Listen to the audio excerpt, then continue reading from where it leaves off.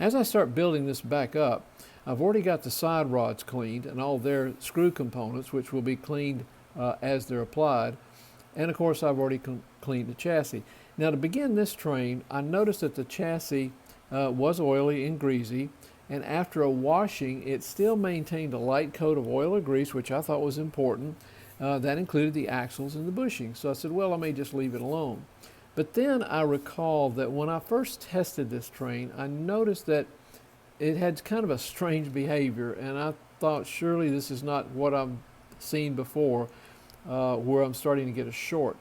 But as I was holding this, I noticed that this rim was way too close to the chassis. It didn't even look like I could get a piece of paper in between the rim and the chassis. So I was holding it in my hand and just kind of, pressing on it and feeling it to see if I could feel it touch.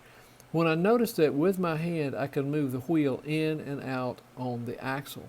Now, it was not operating independent of the axle during revolutions of the axle.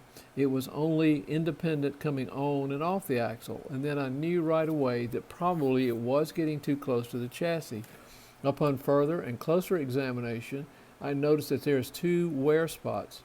There's one right there where the rim is touching the chassis, and there's one down here as well. Well, that's not a recipe for success. That is a recipe for a short.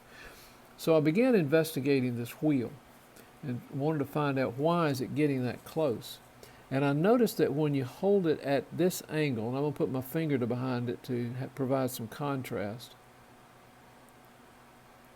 You hold it at this angle, you'll notice that this disc right here, which comes out of the metal wheel, is designed to be the only point at which the wheel touches the chassis, because it's protected by the plastic rim which forms the white wall on the outside, the insulating rim to keep the tire or the rim from touching the wheel.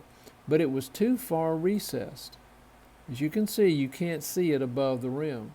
So I just began feeling on the wheel, and I noticed when I pushed in this direction right here, with the wheel against the rim, it popped.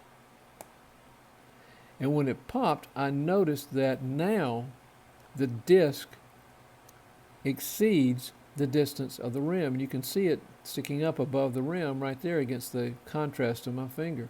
Therefore, it would be performing as designed. Now, what that's going to require me to do is to use what I like to do is crazy glue, to rebond the insulator to the wheel to prevent that possible from touching. Then I'll have to recorder it, and then I'll have to repress this wheel onto the chassis, which is ready to go.